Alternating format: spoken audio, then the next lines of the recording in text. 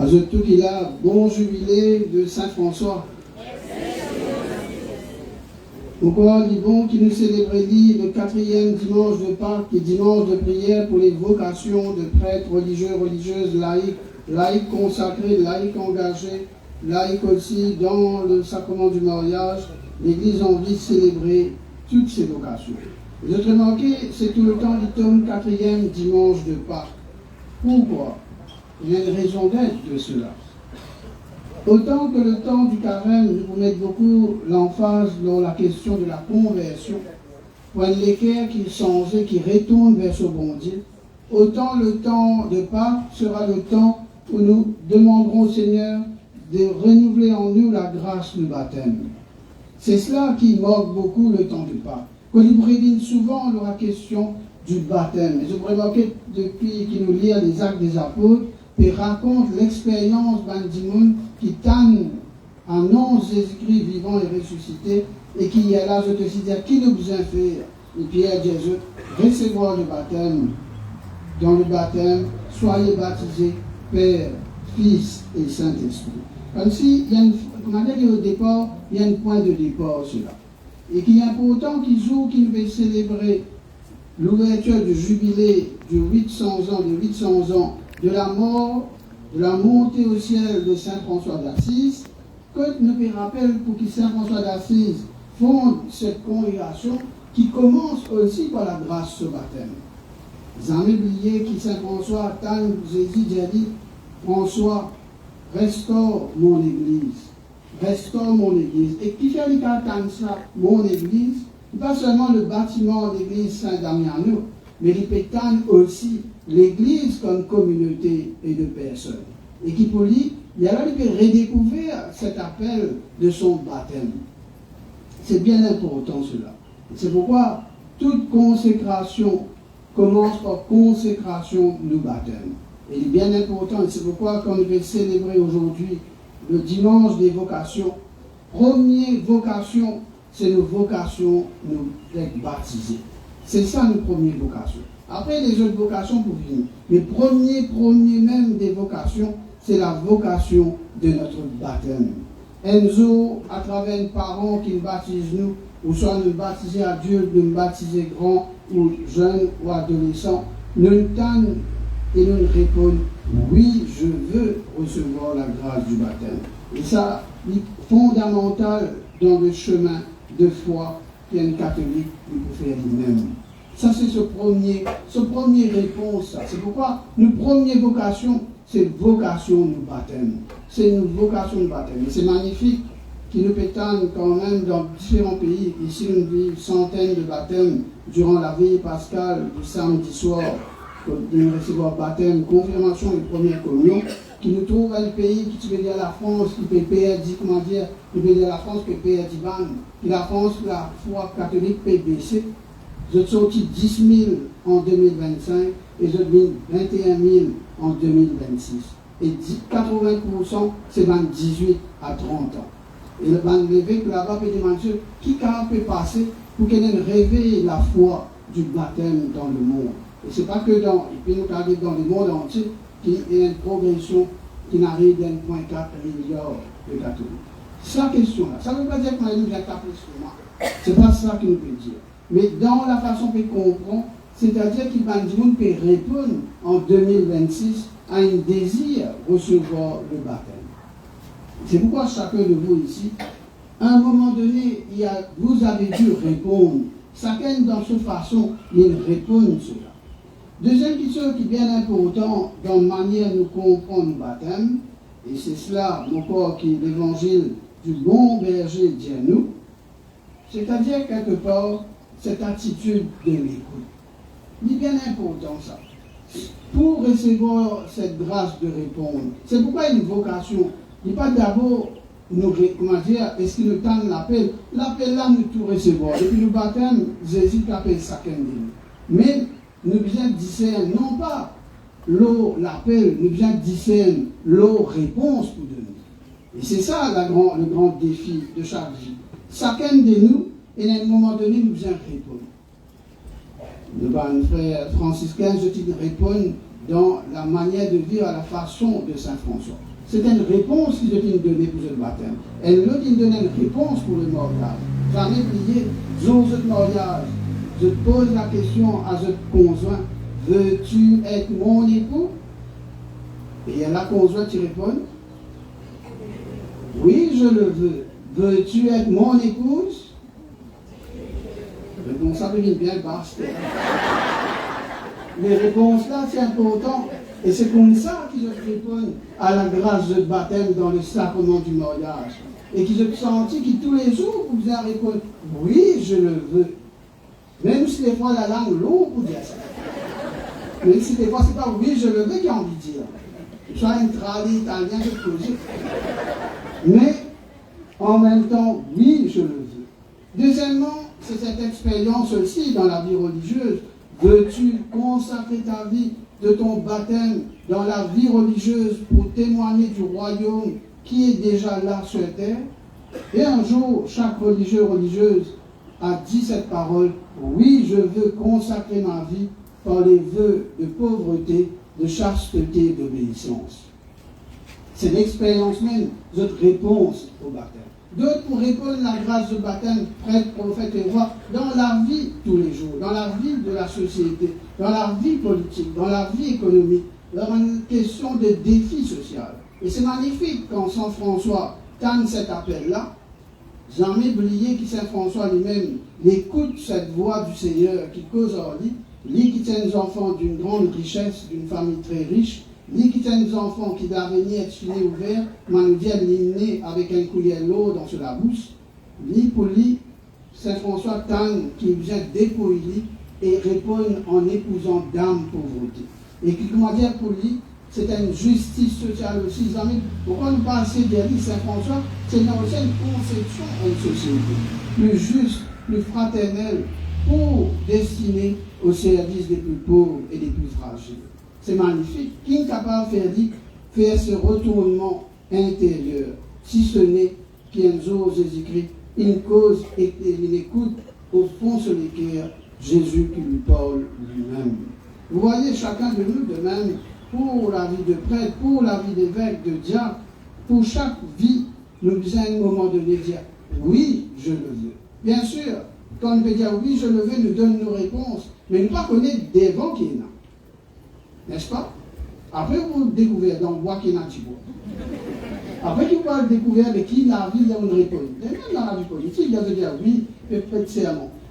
Joli prêtre serment, mais après, il y a rapport à nos sociétés.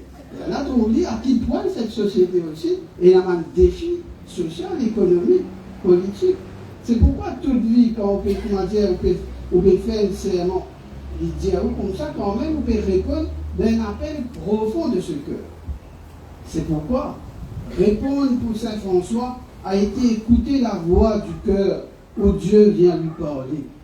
Les brebis écoutent sa voix et écoutent sa voix au fond d'eux-mêmes. Et deuxièmement, arrive une autre attitude qu'appelle l'attitude de la connaissance de cette voix. Nous, quand on écoute la voix, mais nous disons connaître la voix là. Qui fait du monde fréquenter la bonne regard?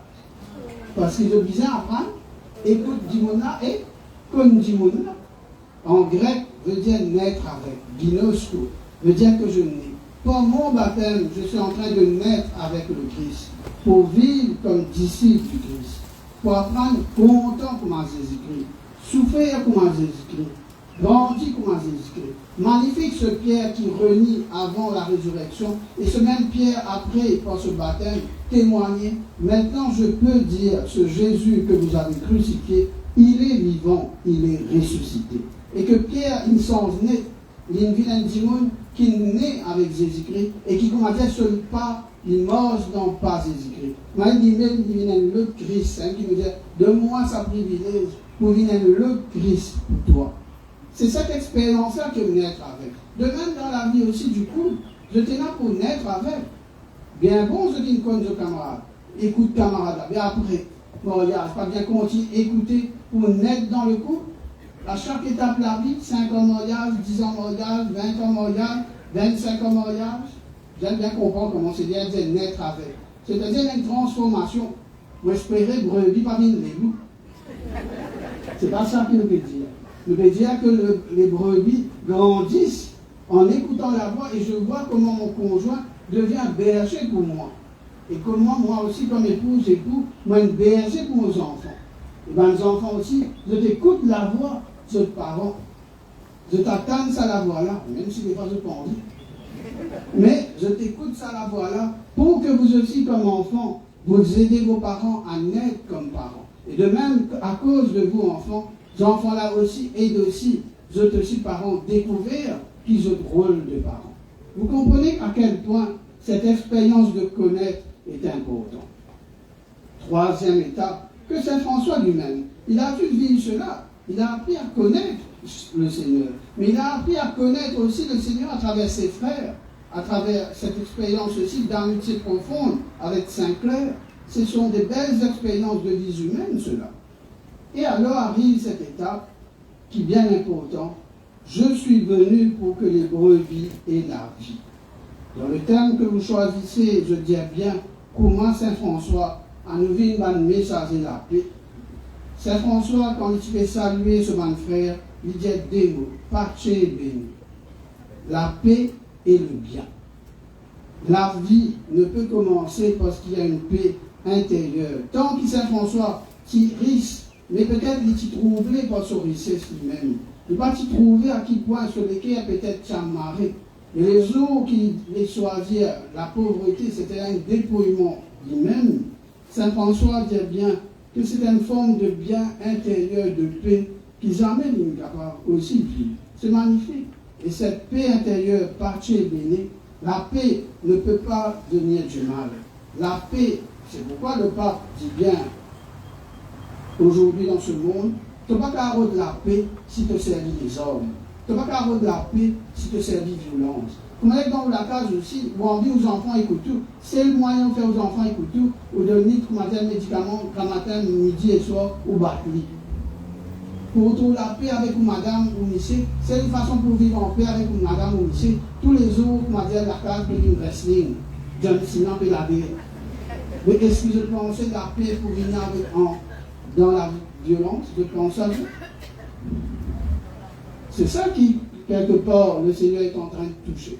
Celui qui découvre sa vocation, découvre que la vie est une paix intérieure, qui lui donne la grâce alors de voir que le berger ne peut pas venir voler, égorger, faire périr, ne peut pas dominer, mais servir en vérité pour une paix intérieure dans chacune de ses brebis.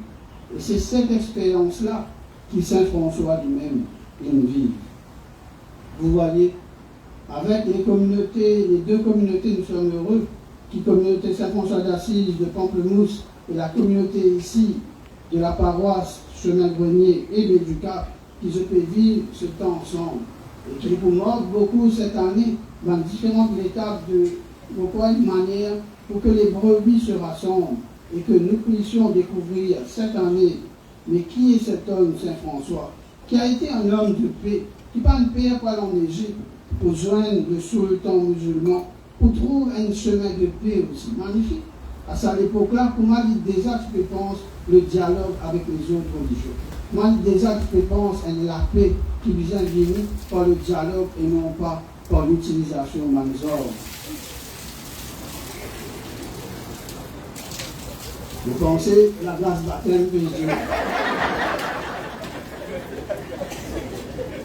Je veux bien, madame, renouveler la grâce de baptême.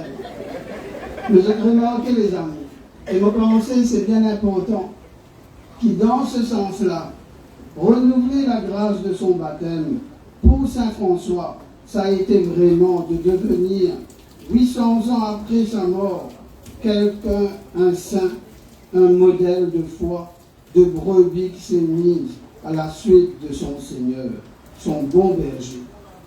Saint François, à la fin de la vie, il n'a pas trop connu ce qu'il faisait écrire dans la Constitution sur congrégation. Il n'a pas trop aussi ce qu'il faisait parce que pour lui, c'était d'abord vivre cette vie pour dame pauvreté. Mais ce qui est magnifique avec Saint François, quand il découvre Jésus-Christ, il se laisse conduire, il se laisse aussi toucher d'autres bonnes aventures et d'autres pour apprendre, comment dire Saint François, Mais tu es là aussi pour qui un héritage.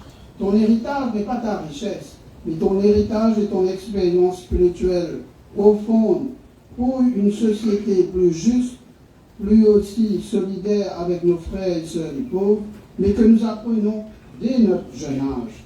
Et c'est pourquoi peut-être les bons qui ont des enfants qui dans l'école Saint-François d'Assise-Orsier, qui ont découvert encore plus qui s'en a Saint-François. Comment Saint-François est capable d'être un modèle dans la vie, pour eux aussi vivre d'une manière qui je dans ces deux mots-là bien dans une guerre, la paix et le bien. Vous voyez, peut-être c'est cela que nous demandons, que nous ouvrons nos oreilles, que ces oreilles s'ouvrent à la grâce de Dieu, pour laisser le Seigneur lui-même façonner ce cœur qui écoute, non pas avec les oreilles humaines, mais avec les oreilles du cœur de Dieu lui-même. Que cette grâce nous soit donnée pour prier et inaugurer aujourd'hui ce temps de jubilé que nous vivrons cette année dans l'Église à Maurice, mais dans le monde entier, pour rappeler les 800 ans de la montée au ciel de Saint François, qui vient aussi nous dire sa montée est une réalité aussi à vivre dans nos vies humaines aujourd'hui en 2026. Au nom du Père et du Fils et du Saint-Esprit. Amen.